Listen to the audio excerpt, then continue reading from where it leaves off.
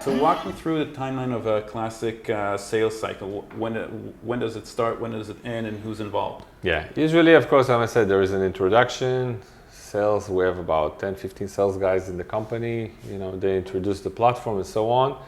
They try to see their interest, again, either in becoming digital more, usually the drive is a huge backlog of APIs. The IT does not deliver fast enough. Also, a major trigger is a movement to microservices architecture or movement to cloud. And the traditional middleware is incapable, either in time to market and architecture as well. So this is usually the driver. So we usually have a first introduction meeting, usually either me or the chief product officer if it's a very strategic account, or a regional architect, present it to the IT team. Usually we try to get the technical decision makers, guys that can vet their technology. We get them interest.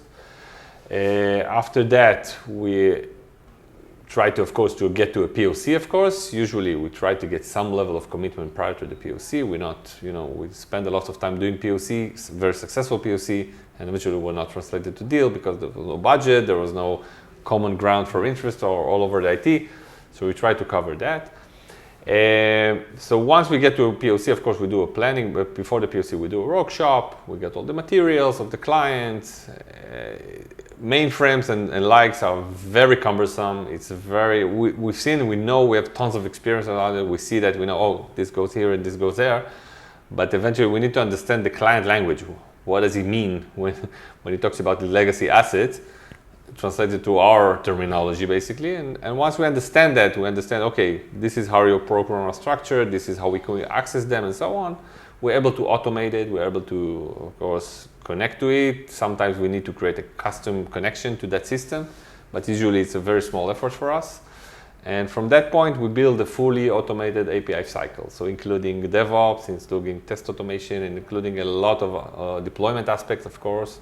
All of this is automated. And of course, we allow the client also to step into what we generated and add the additional API business logic and so on if he chooses to.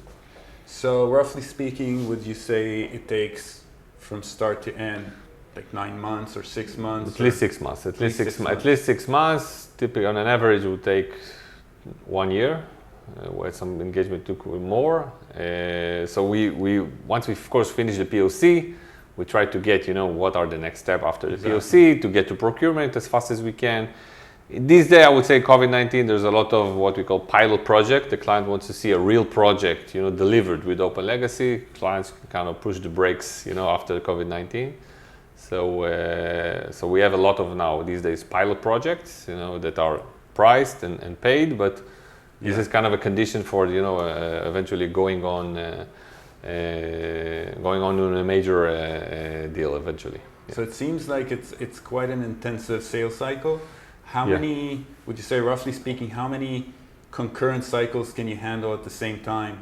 Today we do that including POC and technical work, 5 to 10 at the same time. At any point in time during every region typically handles two POCs at the same time in the same months, I would say, usually. This is kind of the cycle. Of course, there's POC stage, pilot stage these days, post-sale stage, training and so on, hand-holding after the post-sale.